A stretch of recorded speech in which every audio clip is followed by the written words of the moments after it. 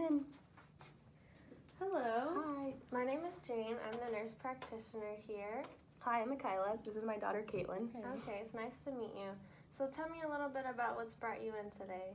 I've had a lot of stomach pain recently and diarrhea, as well as acid reflux and heartburn, even though I've changed my diet up a little bit to accommodate the pain, but it hasn't really helped. And I've had a lot of nausea and vomiting, as well as weight loss, because I haven't had a very big appetite recently. Okay. So about how much weight have you lost? In the past 3 months, I've lost about 15 pounds, and I have not been trying to lose weight at all. Okay, so has your diet stayed the same? I've tried to eat less red meat to help with the acid reflux, but that's about all. And what about exercise? Have you been exercising more? Not more than usual. No? Okay. So what about your diarrhea? About how often do you have that?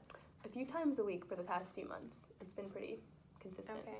And do you notice any blood in your stool? Anything like that? No? What about nausea and vomiting? How often does that happen? I'd say 2 to 4 times a week. Okay.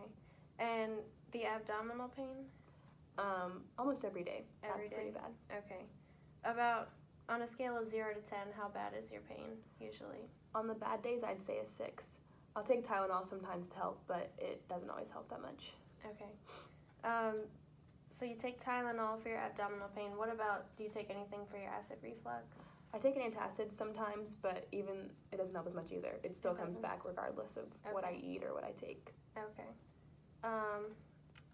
So it sounds like a lot of your symptoms are, when you take these medicines, they stop for a short period of time, but then they come right back. Mm-hmm. Okay. No matter what I've done. Okay.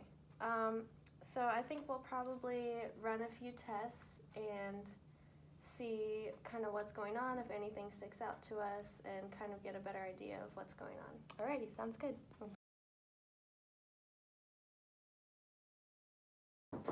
Come in. Hey, so I'm back. We are going to run some tests, but first, do you guys have any questions?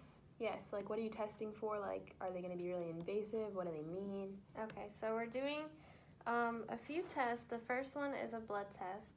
And with that, we're just going to draw your blood and check it for your gastrin levels.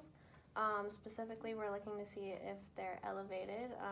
And gastrin is something that's secreted in your stomach, so we're just going to look at that, and maybe it'll give us an indication of something that's going on in there. The next test is the secretin stimulation test. And so with that, we are going to give you secretin, which is an enzyme in your stomach, and then we are going to check and see if that stimulates more gastrin to be released.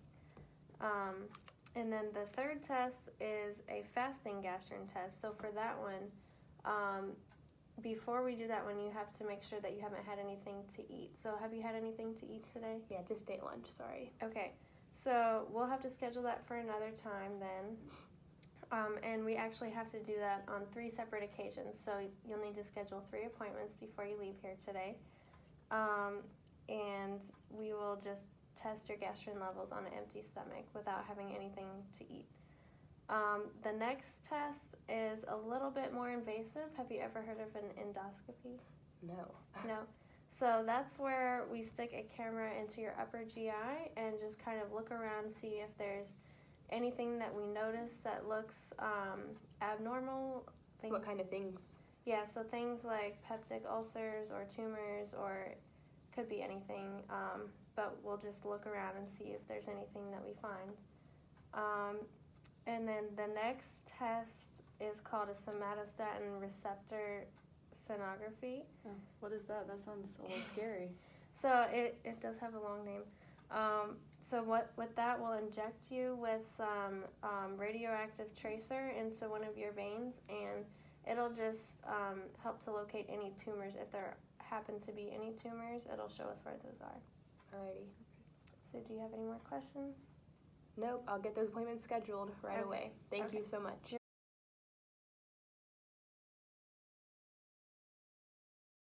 Come in. Hey, how are you guys doing today? Good, how are you? I'm doing well. How have your symptoms been since I last saw you? About the same, not much improvement. Okay. So we got the results from your test back, And we are diagnosing you with something called Zollinger-Ellison Syndrome. Have you ever heard of that? Not. No? Okay, so I'll get a little more into what that is after I explain the results of your test. So from the blood test that we took, it showed elevated gastrin levels, which would explain all the acid you've been having.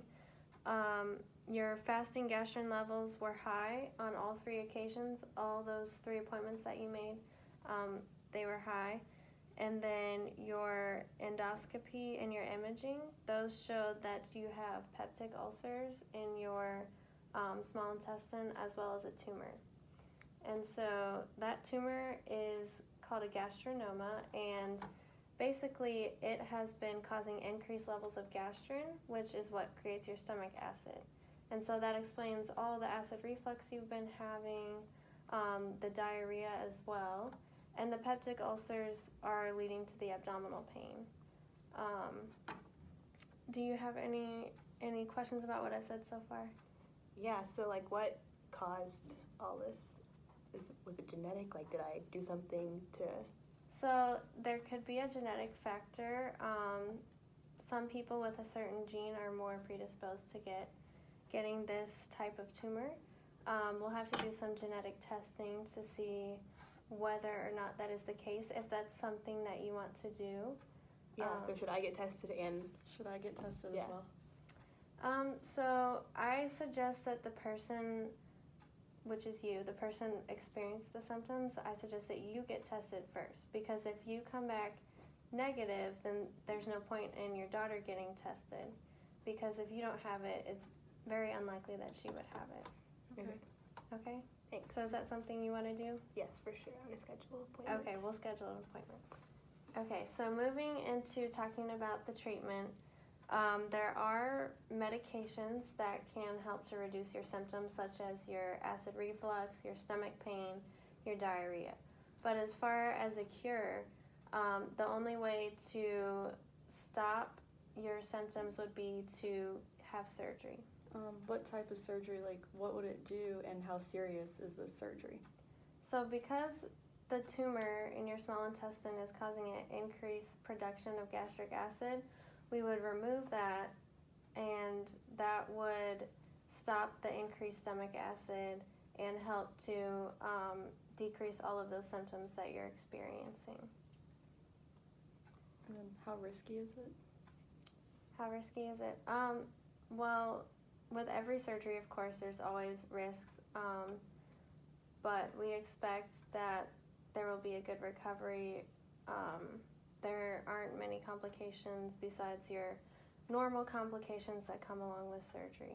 Okay, and then if she has the surgery, is there a chance that the tumor will grow back and that her symptoms will come back? So with this specific type of tumor, about 65% of tumors do come back within 10 years.